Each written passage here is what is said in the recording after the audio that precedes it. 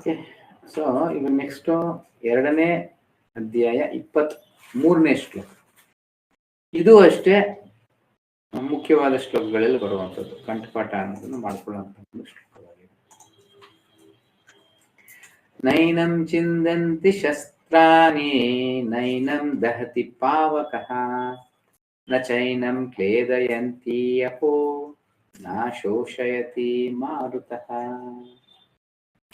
ಯಾರಾದ್ರೂ ರಿಪೀಟ್ ಮಾಡ್ತೀರಾ?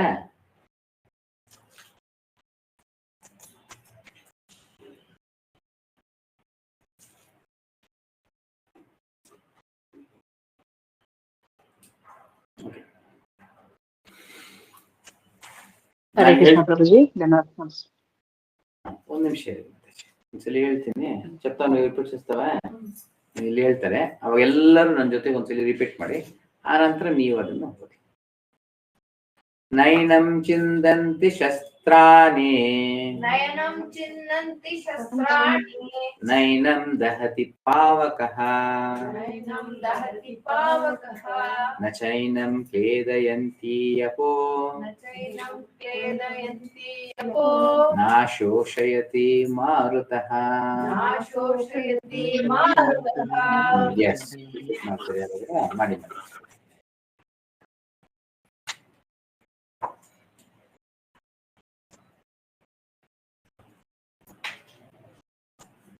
ಹರೇ ಕೃಷ್ಣ ಪ್ರಭುಜಿ. ನೈನಂ ಛಿಂದಂತಿ ಶಸ್ತ್ರಾಣಿ ನೈನಂ ದಹತಿ ಪಾವಕಃ ನ ಚೈನಂ ಕ್ಲೇದಯಂತ್ಯಾಪೋ ನ ಶೋಚಯತಿ ಮಾರುತಃ. ಹರೇ ಕೃಷ್ಣ ಪ್ರಭುಜಿ, ಧನ್ಯವಾದ. ಬೇರೆ ಯಾರಾದ್ರು ಮಾಡ್ತೀರಾ?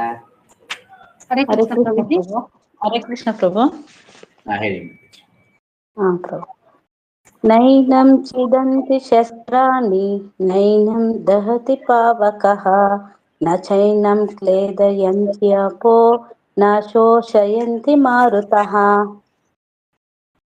ಹರೇ ಕೃಷ್ಣ ಪ್ರಭು. ಹರೇ ಕೃಷ್ಣ ಪ್ರಭುಜಿ.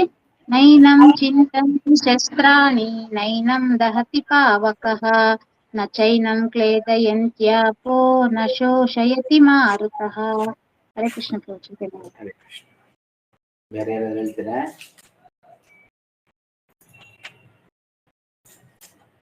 ಇಲ್ಲ. Okay. Translation. The soul can never be cut to pieces by any weapon. ಯಾವುದೇ ಒಂದು ಆಯುಧದಿಂದ ಈ ಒಂದು ಆತ್ಮವನ್ನ ಕತ್ತರಿಸಲು ಸಾಧ್ಯವಿಲ್ಲ. ಅದು ಕತ್ತಿ ಆಗಿರ್ಬೋದು, ಗೊಡ್ಲಿ ಆಗಿರ್ಬೋದು, ಇದಾಗಿರ್ಬೋದು, ಅದೊಂದೇ ಅಲ್ಲ, ಬಾಣಗಳು ಆಗಿರ್ಬೋದು. ಇದು ಯಾವ ರೀತಿ ಇದೆ, ಯುದ್ಧದ ಒಂದು ಇದು ಆಗಿರ್ಬೋದು, ಅದನ್ನು ಯಾವುದೇ ರೀತಿ ಕತ್ತರಿಸಕ್ಕೆ ಸಾಧ್ಯವಿಲ್ಲ. ನಾರ್ ಬರ್ನ್ ಬೈ ಫೈರ್, ಯಾವುದೇ ರೀತಿಯ ಒಂದು ಬೆಂಕಿಯಿಂದ ಅದನ್ನು ಸುಡಲು ಸಾಧ್ಯವಿಲ್ಲ. ಇನ್ನೊಂದು ಬರೀ ಬೆಂಕಿ ಅನ್ನೋದೇ ಅಲ್ಲ, ಆ ಒಂದು ಯುದ್ಧದಲ್ಲಿ ಪರಿಣಾಮದಲ್ಲಿ ಹಲವಾರು ರೀತಿಯ ಒಂದು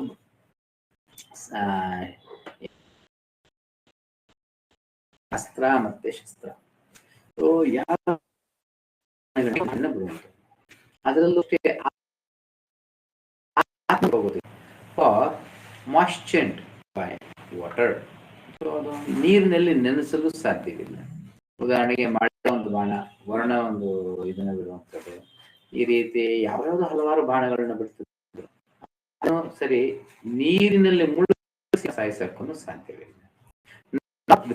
ಬೈ ದ ವಿಂಡ್, ಇಲ್ಲಾಂದ್ರೆ ಗಾಳಿಯಿಂದ ಸಹ ಅದನ್ನ ಒಣಗ್ಸಕ್ಕೂ ಆಗೋದಿಲ್ಲ. ಯಾವ ರೀತಿನೂ ಸರಿ, ಯಾವುದೇ ಪಂಚಭೂತಗಳಿಂದ, ಭೌತಿಕದ ಅಂಶಗಳಿಂದ ಆ ಆತ್ಮವನ್ನ ನಾಶ ಮಾಡೋದಕ್ಕೆ ಸಾಧ್ಯ ಅನ್ನೋದು ಇಲ್ಲ. All kinds of weapons, swords, flame weapons, rain weapons, then tornado weapons, etc. are unable to kill the spirit soul. ಯಾವುದೇ ರೀತಿಯ ಆಯುಧಗಳಿಂದ, ಅಸ್ತ್ರಶಸ್ತ್ರಗಳಿಂದ ಆತ್ಮವನ್ನ ನಾಶ ಮಾಡಕ್ಕೆ ಆಗಲ್ಲ. It appears that there were many kinds of weapons made of earth, water, air, ether, etc.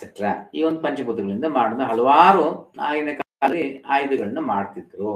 In addition to the modern weapons of fire, ಈ ಒಂದು ಆಧುನಿಕ ಬೆಂಕಿಯ ಒಂದು ಆಯುಧ ಮಾತ್ರನೇ ಇದೆ. ಉದಾಹರಣೆಗೆ ಆಟಮ್ ಬಾಂಬು, ನ್ಯೂಕ್ಲಿಯರ್ ಬಾಂಬು, ಅದು ಇದರಿಂದ ಏನಾಗುತ್ತೆ, ಇದರಿಂದ ದೊಡ್ಡದಾಗಿ ಬ್ಲಾಸ್ಟ್ ಆಗಿ ಎಲ್ಲ ಸುಟ್ಟೋಗುತ್ತೆ. ಆಗಿನ ಕಾಲದಲ್ಲಿ ಅದನ್ನ ಹೊರತುಪಡಿಸಿ ಬೇರೆ ರೀತಿಯ ಒಂದು ಅಸ್ತ್ರಶಸ್ತ್ರಗಳು ಇದ್ದವು. ಅದು ನೀರನ್ನ ತುಂಬಿಸ್ತಾ ಇತ್ತು. ಇನ್ನೊಂದು ಗೊತ್ತಾ, ನೀವು ಇದನ್ನ ಓದಿ, ಭಾಗವತ ಓದಿ ಎಲ್ಲ ನೋಡ್ಬೋದು. ಅಲ್ಲಿ ಯುದ್ಧ ಆಗುವಾಗ ಯಾರ ಜೊತೆಗೆ, ಎಲ್ಲರ ಜೊತೆಗೆ ಆಗುವಾಗ ಈ ಒಂದು ವೃತ್ರಾಸುರನ ಯುದ್ಧ ನೋಡ್ಬೋದು. ಇಲ್ಲ ಅಂದ್ರೆ ಧ್ರುವನ ಯುದ್ಧ, ಧ್ರುವ ನಂತರ ಬಂದ ನಂತರ ಯಕ್ಷಕರು ಒಂದು ಇವ್ರನ್ನ ಜೊತೆಗೆಲ್ಲ ಯುದ್ಧ ಮಾಡ್ತಾರೆ. ಆವಾಗ್ಲೂ ನೋಡ್ಬೋದು ನಾಗಾಸ್ತ್ರ ಅಂದ್ರೆ ಹಲವಾರು ನಾಗಗಳು ಬರೋದು, ಅದನ್ನ ಇದು ಮಾಡುವಂಥದ್ದು, ಹಲವಾರು ಮೋಡಗಳು ಬರುವಂಥದ್ದು, ಪೂರ್ತಿ ಕತ್ತಲಾಗುವಂಥದ್ದು, ದೊಡ್ಡ ದೊಡ್ಡ ಬಂಡೆಗಳು ಬಂದು ಬೀಳುವಂಥದ್ದು, ಈ ರೀತಿ ಹಲವಾರು ರೀತಿಯ ಒಂದು ಶಸ್ತ್ರಗಳನ್ನ ಅಲ್ಲಿ ಉಪಯೋಗಿಸ್ತಾ ಇರ್ತಾರೆ.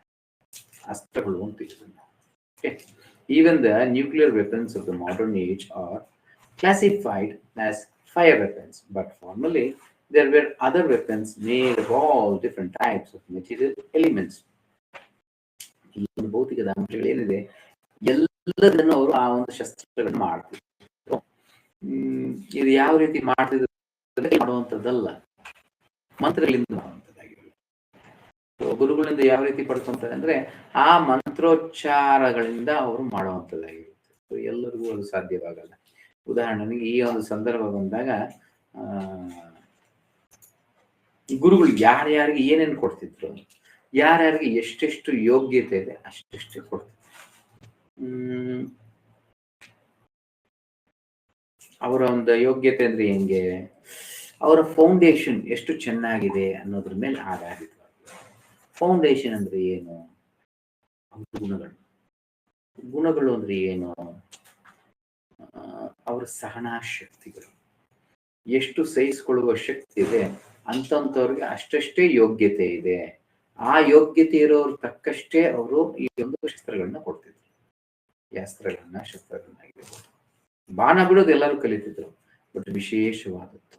ಉದಾಹರಣೆಗೆ ಕರ್ಣನಿಗೆ ನೋಡ್ಬೋದು. ಕರ್ಣನಿಗೆ ದ್ರೋಣಾಚಾರ್ಯರು ಈ ಒಂದು ಬೇರೆ ಬೇರೆ ಒಂದು ಅಸ್ತ್ರಗಳನ್ನೆಲ್ಲ ಹೇಳ್ಕೊಡ್ಲಿಲ್ಲ ಅವರು. ಆನಂತರ ಮೋಸದಿಂದ ಮೋಸ ಮಾಡೋದು, ಮೋಸದಿಂದ ಹಸುರನಾಗಿಲ್ಲ. ಮೋಸದಿಂದ ಏನ್ ಮಾಡ್ಕೊಂತಾನೆ,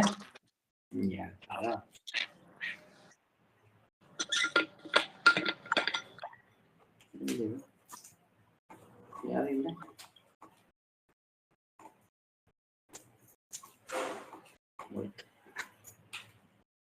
ಓಕೆ. ಸೊ ಕೊನೆಗೆ ಪರಶುರಾಮನಿಂದ ಮೋಸದಿಂದ ಅದನ್ನು ಪಡ್ಕೊಂತಾನೆ. ನನಗೆ ಯೋಗ್ಯತೆ ಇದೆ ಅಂತ ತೋರಿಸ್ಕೊಂಡು ಅದನ್ನ ಮಾಡ್ತಾನೆ. ಕೊನೆಗೆ ಏನಾಯ್ತು, ಅಥವಾ ಒಂದು ಶಬ್ದವನ್ನು ಮಾಡಿರ್ತಾನೆ ಯಾರು, ಪರಶುರಾಮ. ಯಾವುದೇ ಕಾರಣಕ್ಕೂ ನಾನು ಕ್ಷತ್ರಿಯರಿಗೆ ಇದನ್ನ ಹೇಳ್ಕೊಡೋದಿಲ್ಲ, ಅದು ಬ್ರಾಹ್ಮಣರಿಗೆ ಮಾತ್ರ ನಾನು ಹೇಳ್ಕೊಡೋದು. ಕೊನೆಯದಾಗಿ ಏನಾಯ್ತು, ಈತ ಒಂದು ಬ್ರಾಹ್ಮಣನಲ್ಲ ಅನ್ನೋದು ಗೊತ್ತಾಗುತ್ತೆ. ಆದ ಕಾರಣ ಏನ್ ಶಾಪ ಕೊಡ್ತಾನೆ, ಯಾವಾಗ ನಿನಗೆ ಯೋಗ್ಯನಾದ ವ್ಯಕ್ತಿ ಎದುರುಗಡೆ ನಿಂತ್ಕೊಂಡು ಯುದ್ಧ ಮಾಡುವಾಗ ನಾನು ಹೇಳ್ಕೊಟ್ಟಂತ ಎಲ್ಲಾ ಅಸ್ತ್ರಗಳ ಮಂತ್ರಗಳೇನಿದೆ ಅದು ಮರೆತು ಹೋಗುತ್ತೆ ನಿನಗೆ ಅನ್ನೋ ಒಂದು ಶಾಪ. ಸೊ ಯಾರ್ಯಾರಿಗೆ ಏನೇನು ಯೋಗ್ಯತೆ ಇದೆ ಅಷ್ಟರ ಮಟ್ಟಿಗೆ ಇದನ್ನು ಪಡ್ಕೊಳಕ್ ಸಾಧ್ಯ. ಇವಾಗ ಇವತ್ತಿನ ಒಂದು ದಿನದಲ್ಲಿ ನೋಡ್ಬೋದು, ನಾವು ಒಂದು ಆಟಮ್ ಬಾಂಬು ಅದು ಇದು ಅದು ಅಷ್ಟೇ ಅನ್ಕೊಂತ ಇದ್ವಿ ನಾವೇನೋ ವಿಜ್ಞಾನಿಗಳಿಂದ ಇದನ್ನ ಪಡ್ಕೊಂಡು ಹಂಗ್ ಪಡ್ಕೊಂಡು ಅದಲ್ಲ. ಎಸ್, ಅದು ನಮ್ಮ ಪ್ರಯತ್ನ. ಇದೆಲ್ಲ ಬರುತ್ತಿದ್ದು 15ನೇ ಅಧ್ಯಾಯನ ಇಲ್ಲ, ಒಂದ್ ಜಾಗದಲ್ಲಿ ಬರುತ್ತೆ, ಬರುತ್ತೆ 18 ಅನ್ಸುತ್ತೆ. ಎಸ್, 18ನೇ ಅಧ್ಯಾಯದಲ್ಲಿ 5 ಕಾರಣಗಳನ್ನ ಕೊಡ್ತಾರೆ. ಒಂದು ಕಾರ್ಯ ಆಗ್ಬೇಕು ಅಂದ್ರೆ 5 ಅಂಶಗಳ ಬಗ್ಗೆ ಹೇಳ್ತಾರೆ. ಎಲ್ಲವೂ ನಮ್ಮ ಪ್ರಯತ್ನ ಇರಬೇಕು, ನಮ್ಮ ಇಂದ್ರಿಯಗಳು, ನಮ್ಮ ಬುದ್ಧಿಶಕ್ತಿ ಪ್ರತಿಯೊಂದು ಅನ್ವಯವಾಗುತ್ತೆ, ಮತ್ತೆ ಭೌತಿಕದ ಅಂಶಗಳು ಎಲ್ಲವೂ ಬೇಕು. ಕೊನೆಯದಾಗಿ ಭಗವಂತನ ಸ್ಯಾಂಕ್ಷನ್, ಆ ಪರಮಾತ್ಮನ ಒಂದು ಅನುಮತಿಯನ್ನು ಬೇಕು. ಆ ನಂತರ ಆಗೋದು, ಅಲ್ಲಿವರೆಗೂ ಆಗಲ್ಲ. ಅದೇ ರೀತಿ ಒಂದು ನ್ಯೂಕ್ಲಿಯರ್ ಬಾಂಬ್ ಎಲ್ಲ ದೇಶಗಳು ಪಡ್ಕೊಳಕ್ ಆಗೋದಿಲ್ಲ. ಅವರೆಷ್ಟೇ ಪ್ರಯತ್ನ ಮಾಡ್ಬೋದು, ಏನೇ ಮಾಡ್ಬೋದು, ಏನೇ ತಡಿಬೋದು, ಹಿಂಗ್ ಮಾಡೋದು ಸರಿನೇ. ಮೊದಲು ಅವ್ರ ಯೋಗ್ಯತೆ ಇದ್ರೆ ಮಾತ್ರನೇ ಭಗವಂತನ ಅನುಮತಿ ಆಗುತ್ತೆ, ನಂತರನೇ ಅದನ್ನ ಪಡ್ಕೊಳ್ಳುವ ಒಂದು ಶಕ್ತಿ. Yes. Fire weapons were counteracted by water weapons. ಈ ಒಂದು ಬೆಂಕಿಯ ಒಂದು ಅಸ್ತ್ರಗಳನ್ನ ನೀರಿನ ಅಸ್ತ್ರಗಳಿಂದ ಉಪಶಮನ ಅನ್ನೋದನ್ನ ಮಾಡ್ತಿದ್ರು. ಯಾರಾದ್ರೂ ಬೆಂಕಿಯ ಅಸ್ತ್ರಗಳನ್ನ ಬಿಟ್ಟಾಗ ಅದನ್ನ ನೀರಿನ ಒಂದು ಇದನ್ನ ಬಿಟ್ಟು ಅದು ಮಳೆಯಿಂದ ತಂಪಾಗಿ ಮಾಡಿ ಆ ಒಂದು ಬೆಂಕಿನ ಆರಿಸ್ಬಿಡ್ತಿದ್ರು. Which are now unknown to modern science. ಇವತ್ತಿನ ಒಂದು ಆಧುನಿಕವಾದ ಒಂದು ಯುಗದಲ್ಲಿ ಏನ್ ಹೇಳ್ತೀವಿ, ಎಲ್ಲವೂ ಇದು ಅಂತೀವಲ್ಲ, ಅದು ಇದು ಗೊತ್ತಿಲ್ಲ ಅವರಿಗೆ. ಇದ್ರ ಬಗ್ಗೆ ಆ ಜ್ಞಾನ ಅನ್ನೋದು ಇಲ್ಲ. ಇವಾಗ ಇರೋರೆಲ್ಲರೂ ಎಂತವ್ರು ಅಂದ್ರೆ ಕರ್ಣನಂತವ್ರು, ಅಶ್ವತ್ಥಾಮನಂತವ್ರು, ಯೋಗ್ಯತೆ ಇಲ್ಲದೆ ಇರುವಂತವ್ರು. ಆಗಿನ ಕಾಲದಲ್ಲಿ ಯಾರಿದ್ರು, ಯಾರಾದ್ರೂ ಉಪಶಮನ ಮಾಡುವ ಶಕ್ತಿ ಇದೆ ಅಂತವ್ರಿಗೆ ಮಾತ್ರ. ಇವಾಗ ಯಾವುದೋ ನಮ್ಮ ಒಂದು ದೇಶವನ್ನ ತಗೊಳ್ಳೋಣ, ಯಾವುದೋ ಒಂದು ಇದಕ್ಕೆ ಒಂದು ಮಿಸೈಲ್ ಹಾಕ್ಬಿಡೋಣ ಅಂತಾರೆ. ಈ ದೇಶ ನಾನು ಇದು ಮಾಡುತ್ತೇನೆ ಅಂತ ಒಂದು ಮಿಸೈಲ್ ಹಾಕ್ಬಿಡ್ತಾರೆ. ಆ ಮಿಸೈಲ್ ನ ಹಾನ್ ಮಾಡಿದ ನಂತರ ಗೊತ್ತಾಗುತ್ತಾರೆ ತಪ್ಪಾಯ್ತು, ಮಾಡಬಾರ್ದಾಗಿತ್ತು ಅಂತ ಅನ್ಸುತ್ತೆ. ಅದನ್ನ ಉಪಶಮನ ಮಾಡೋ ಯೋಗ್ಯತೆ ಇದೆಯಾ ಅವ್ರಿಗೆ? ಹೋಗ್ತಾ ಇರೋ ಮಿಸೈಲ್ ನ ವಾಪಸ್ ಕರ್ಸ್ಕೊಂಡ್ಬರೋ ಒಂದು ಯೋಗ್ಯತೆ ಇದೆಯಾ? ಇಲ್ಲ. ಅಂದ್ರೆ ಉಪಯೋಗಿಸಬಾರ್ದು. ನಾನು ಎಷ್ಟು ನಾಶ ಮಾಡೋ ಅರ್ಹತೆ ಹೊಂದಿದ್ದೀನಿ ಅಂದ್ರೆ, ಎಷ್ಟು ನಾನು ಉದ್ಧಾರ ಮಾಡೋ ಒಂದು ಯೋಗ್ಯತೆ ಇಟ್ಕೊಂಡಿರ್ತೀನಿ ಅಷ್ಟೇ ನಾಶ ಮಾಡ್ಬೇಕು. ಅರ್ಥ ಆಗ್ತದೆ ಅನ್ಸುತ್ತೆ. ಇದು ಪ್ರಕೃತಿಯ ನಿಯಮಗಳು. ನಮ್ಮ ಜೀವನ ಇದೇ ರೀತಿನೇ ಮಾಡಬೇಕು. ನಾಶ ಮಾಡೋದಕ್ಕೆ ನೀವು ಎಲ್ಲರೂ ಯಾರು ಬೇಕಾದ್ರೂ ಬರ್ತಾರೆ ಅಲ್ವಾ? ಇರೋ ದುಡ್ಡನ್ನ ಖರ್ಚು ಮಾಡಕ್ಕೆ ಯಾರು ಬೇಕಾದ್ರೂ ಬರ್ತಾರೆ. ಯಾರು ದುಡ್ಡನ್ನ ಖರ್ಚು ಮಾಡ್ಬೇಕು? ಯಾರಿಗೆ ಸಂಪಾದನೆ ಮಾಡೋ ಯೋಗ್ಯತೆ ಇದೆ ಆತ ಮಾತ್ರನೇ ಖರ್ಚು ಮಾಡ್ಬೇಕು. ಎಲ್ಲರೂ ಖರ್ಚು ಮಾಡೋಂಗಿಲ್ಲ. ಇವತ್ತಿನ ದಿನದಲ್ಲಿ ಏನಾಗ್ತಾ ಇದೆ, ಒಬ್ಬ ಸಂಪಾದನೆ ಮಾಡಿದ್ರೆ 10 ಜನರು ಖರ್ಚು ಮಾಡೋರಾಗ್ತಿದೆ. ಕರೆಕ್ಟ್? ನಾನ್ ವಾರಸುದಾರರು, ನಾನಿದು ಮಕ್ಕಳಾಗಿರ್ಬೋದು, ಹೆಂಡತಿ ಆಗಿರ್ಬೋದು, ಇವ್ರು ಯಾರೇ ಆಗಿರ್ಬೋದು, ನಾನ್ ಅಂತ ಬರ್ತಾರೆ. ಆದ್ರೆ ಸಂಪಾದನೆ ಮಾಡೋ ಯೋಗ್ಯತೆ ಇದೆಯಾ ಅಂತವ್ರು ಮಾತ್ರ ಖರ್ಚು ಮಾಡ್ಬೇಕು. ಇದು ಒಂದಕ್ಕೆ ಮಾತ್ರ ಅಲ್ಲ, ಎಲ್ಲದಕ್ಕೂ ಅನ್ವಯವಾಗ್ತವೆ. Okay. Now, the modern scientists have knowledge of tornado weapons. In any case, the soul can never be cut into pieces or otherwise annihilated by any kind of weapon. ಕತೆ ಬೇರೆ ಬಿಟ್ಬಿಡೋಣ. ಎಂತ ಒಂದು ಆಯುಧ ಆದ್ರೂ ಸರಿನೇ, ಆತ್ಮವನ್ನ ಯಾವುದೇ ಕಾರಣಕ್ಕೂ ನಾಶ ಮಾಡೋದಕ್ಕೆ ಸಾಧ್ಯವಿಲ್ಲ. Okay. The Mayavadi cannot explain how the individual soul came into existence simply by ignorance and consequently became covered by the illusory energy. ಈ ಮಾಯವಾದ ತತ್ವದಲ್ಲಿ ಈ ಒಂದು ಆತ್ಮಜ್ಞಾನವನ್ನ ಯಾರು ಹೇಳೋದಕ್ಕೆ ಸಾಧ್ಯವಿಲ್ಲ. ಅವ್ರೇನಂತಾರೆ, ಅಜ್ಞಾನದಿಂದ ಈ ಒಂದು ಆತ್ಮ ಬಂದಿದೆ. ಜ್ಞಾನ ಬಂದಿದ ತಕ್ಷಣ ಈ ಭ್ರಮೇಲ್ ಬಂದ್ಬಿಟ್ಟಿದೆ. ಜ್ಞಾನ ಬಂದಿದ ತಕ್ಷಣ ಒಂದಾಗ್ಬಿಡುತ್ತೆ. ಹಿಂಗಾಗುತ್ತೆ. ಆತ್ಮ ಪರಮಾತ್ಮ ಒಂದೇ. ಕರೆಕ್ಟಾ? ಆತ್ಮ ಪರಮಾತ್ಮ ಒಂದೇ ಅವರ ಒಂದು ಮಾಯವಾದ ತತ್ವದಲ್ಲಿ. ಆವಾಗ ಅಜ್ಞಾನ, ಒಂದು ಚಿಕ್ಕದಾದ ಅಜ್ಞಾನ ಇದಕ್ಕೆ ಬಂದು ಇದನ್ನ ಮಾತ್ರ ಸಪ್ರೇಟ್ ಆಗಿ ಹೋಗುತ್ತಾ? ಯಾಕೆ ಪೂರ್ತಿ ಸಪ್ರೇಟ್ ಆಗೋದಿಲ್ಲ? ಯಾಕೆ ಈ ಒಂದು ಭ್ರಮೆಗೆ ಬರೋದಿಲ್ಲ? ಕರೆಕ್ಟ್? ಹಲವಾರು ರೀತಿಯ ಒಂದು ಪ್ರಶ್ನೆಗಳನ್ನು ಉದ್ಭವ ಆಗುತ್ತೆ. Now, was it ever possible to cut the individual souls from the original supreme soul? ಇಲ್ಲ ಅಂದ್ರೆ ಆ ಒಂದು ಆತ್ಮವನ್ನ ಪರಮಾತ್ಮನಿಂದ ಏನಾದ್ರು ಕತ್ತರಿಸೋಕೆ ಸಾಧ್ಯವಾಗುತ್ತಾ? ಇಲ್ಲ. ಮತ್ತೆ ಮಾಯವಾದಿಗಳು ಇದನ್ನ ಯಾವ ರೀತಿ ಹೇಳ್ತಾರೆ? ಇವರ ವಿವರಣೆ ಅನ್ನೋದು ಯಾವ ರೀತಿ ಕೊಡಕ್ಕಾಗುತ್ತೆ? ರಾದರ್ ಅವ್ರು ನೋಡ್ಬೋದು, ಅವ್ರ ಎಕ್ಸ್ಪ್ಲನೇಷನ್ ತಗೊಂಡು ನೋಡಿ, ಇಲ್ಲಿ ಬೇರೆ ರೀತಿಯ ಒಂದು ಮಾತುಗಳಿಂದ ಅದನ್ನ ಯಾವುದೋ ರೀತಿ ಸಮಾಡಿಸ್ಬಿಡ್ತಾರೆ. ಇದು ಇದಕ್ಕೆ ಅನ್ವಯವಾಗಲ್ಲ, ಇದು ಅದಕ್ಕೆ ಅನ್ವಯವಾಗುತ್ತೆ, ಇದು ಇದಕ್ಕೆ ಅನ್ವಯವಾಗುತ್ತೆ, ಯಾವ ರೀತಿ ಅಂತ ಹೇಳಿ ಅದನ್ನ ಯಾವುದೋ ಒಂದು ರೀತಿ ಇದು ಮಾಡ್ಬಿಡ್ತಾರೆ. ಬಟ್ ಸತ್ಯಾಂಶವಾಗಿ ಅದನ್ನ ಹೇಳಕ್ಕಾಗೋದಿಲ್ಲ. Nor was it ever possible to cut the individual soul from the original supreme soul. Rather, the individual soul are eternally separated parts of the supreme soul. ಆದ ಕಾರಣ ಈ ಆತ್ಮ ಪರಮಾತ್ಮ ಯಾವತ್ತೂ ಒಂದೇ ಅಲ್ಲ. ಅವ್ರು ಯಾವತ್ತಿದ್ರು ವೈಯಕ್ತಿಕವಾದವರು, ಇಂಡಿವಿಜುವಾಲಿಟಿ. ಇದನ್ನ 12ನೇ ಶ್ಲೋಕದಲ್ಲಿ ಕೃಷ್ಣ ಹೇಳ್ತಾನೆ, 2ನೇ ಅಧ್ಯಾಯ.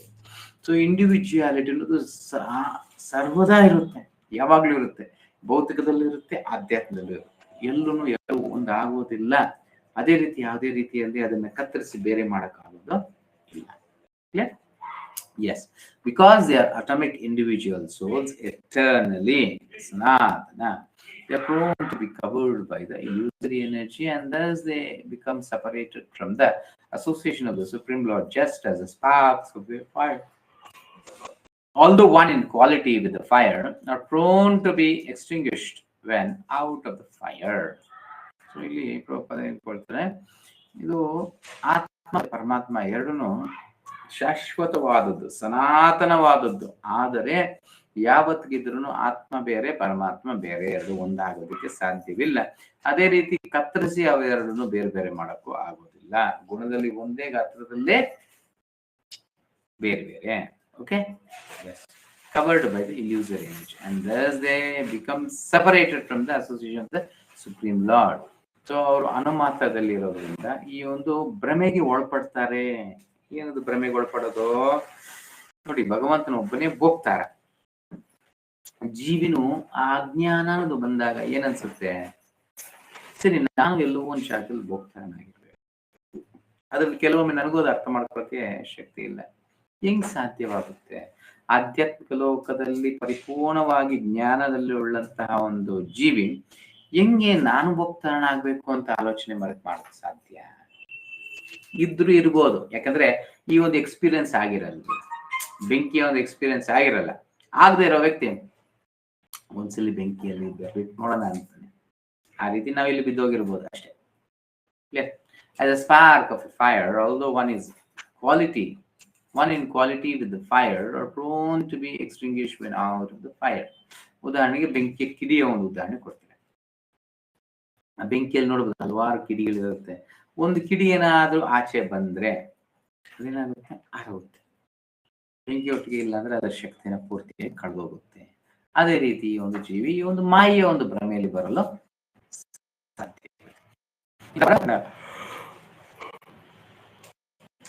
The ladies are described as separated parts and parcels of the Supreme. Varaha ಪುರಾಣದಲ್ಲಿ ಹೇಳಲಾಗಿದೆ. ಏನಿದು? ಈ ಒಂದು ಜೀವರಾಶಿಗಳು ಏನಿದೆ, ಇದು ಭಗವಂತನಿಂದ ಭಿನ್ನವಾದದ್ದು, ಮತ್ತೆ ಆ ಭಗವಂತನ ಮಮೈವ ಶಿವಲೋಕ ಜೀವದ ಸನಾತನ. They are eternally so according to the Bhagavad Gita also. ಭಗವದ್ಗೀತೆಯಲ್ಲೂ ಸಹ ಅದನ್ನೇ ಹೇಳ್ತಾರೆ. So even after being liberated from illusion, the living entity remains a separate identity, as is evident from the teachings of Lord to Arjuna. Teachings of the Lord to Arjuna. So ಭಗವದ್ಗೀತೆಯಲ್ಲಿ ಅರ್ಜುನಿಗೆ ಬೋಧನೆ ಮಾಡುವ ಪ್ರಕಾರದಲ್ಲೂ ಅಷ್ಟೇ, ಆತ ಮುಕ್ತಾತ್ಮನಾದ್ರೂ ಸರಿನೇ, ಭ್ರಮೆಯಿಂದ ಆಚೆ ಬರ್ತಾನೆ. ಆದ್ರೆ ಆಧ್ಯಾತ್ಮಿಕ ಲೋಕದಲ್ಲೂ ಅಷ್ಟೇ ಪ್ರತ್ಯೇಕತೆ ಅನ್ನೋದು ಇರುತ್ತೆ. ಯಾವತ್ತೂ ಅಲ್ಲಿ ಹೋಗ್ಬಿಟ್ಟು ಕೃಷ್ಣಲ್ಲಿ ಒಂದಾಗ್ಬಿಡೋದು, ಇದರಲ್ಲಿ ಒಂದಾಗ್ಬಿಡೋದು, ಬೆಳಕಲ್ಲಿ ಒಂದಾಗ್ಬಿಡೋದು ಅಂತದೆಲ್ಲ ಇಲ್ಲ.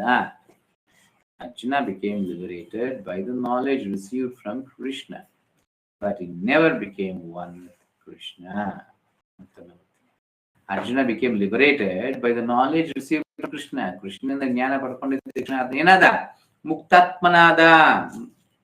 ಈ ಒಂದು ಭ್ರಮೆಯಿಂದ ಆಚೆ ಬಂದ. ಆದ್ರೆ ಕೃಷ್ಣನಿಂದ ಒಂದಾಗ್ಲಿಲ್ಲ ಆತ. ಕೃಷ್ಣನ್ ನಾನು ಒಬ್ರು ಒಂದೇ ಅಂತ ಒಂದಾಗ್ಲಿಲ್ಲ. ಇಬ್ರು ಬೇರೆ ಬೇರೆನೇ ಇದ್ರು. Clear? Yes. Arjuna is a great Kshatriya and he has an arsenal of powerful weapons. ಆತ ಕ್ಷತ್ರಿಯನಾಗಿದ್ದ ಅರ್ಜುನ. ಹಲವಾರು ಈ ರೀತಿ ಶಕ್ತಿ ಉಳ್ಳಂತಹ ಒಂದು ಅಸ್ತ್ರಗಳನ್ನ ಹೊಂದಿದ್ದ. Although he has a hard tempered sword, that sword cannot cut the soul. ತುಂಬಾನೇ ಗಟ್ಟಿಯಾದ ಒಂದು ಕತ್ತಿನ ಇಟ್ಕೊಂಡಿದ್ದ. ಆದ್ರೆ ಆ ಕತ್ತಿ ಈ ಒಂದು ಆತ್ಮವನ್ನು ಕತ್ತರಿಸಲು ಶಕ್ತಿನ ಹೊಂದಿರಲಿಲ್ಲ. Although he possesses a fire weapon, that fire cannot burn the soul. ಅದನ್ನ ಬೆಂಕಿಯ ಒಂದು ಅಸ್ತ್ರನೂ ಇತ್ತು. ಆದ್ರೆ ಆ ಬೆಂಕಿ ಅಸ್ತ್ರದಿಂದ ಈ ಆತ್ಮವನ್ನು ಸುಡಲು ಸಾಧ್ಯವಿಲ್ಲ. Neither can his water weapon inundate it, nor his wind weapon enter the eternal soul. ಈ ರೀತಿಯಾಗಿ ಈ ಒಂದು ಆತ್ಮವನ್ನು ಯಾವುದೇ ರೀತಿಯಲ್ಲಿ ನಾಶ ಮಾಡೋದಕ್ಕೆ ಸಾಧ್ಯ ಇಲ್ಲ. ಅದು ಆತನ ಹತ್ರ ಇರುವಂತಹ ಹಲವಾರು ಅಸ್ತ್ರಗಳು, ಬೆಂಕಿ ಅಸ್ತ್ರ, ನೀರಿನ ಅಸ್ತ್ರ, ಗಾಳಿಯ ಅಸ್ತ್ರ, ಯಾವುದೇ ರೀತಿಯ ಅಸ್ತ್ರಗಳಾದ್ರೂ ಸರಿನೇ ಇಲ್ಲ. ಕ್ಲಿಯರ್? ಸೊ ನೆಕ್ಸ್ಟ್ ನೋಟ್ಸ್ ಇಂದ 23ನೇ ಶ್ಲೋಕ. ಹರೇ ಕೃಷ್ಣ. ಯಾರು ಪ್ರಶ್ನೆಗಳಿದೆ ಅಂತ ಹೇಳ್ಬೋದು.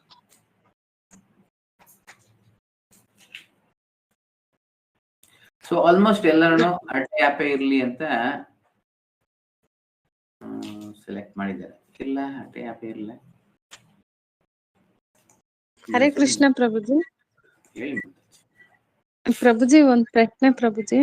ಅಂದ್ರೆ ಈ ಹಿಂದೆನೂ ನಾನು ಇದ್ರ ಬಗ್ಗೆ ಡಿಸ್ಕಸ್ ಮಾಡಿದ್ದೆ.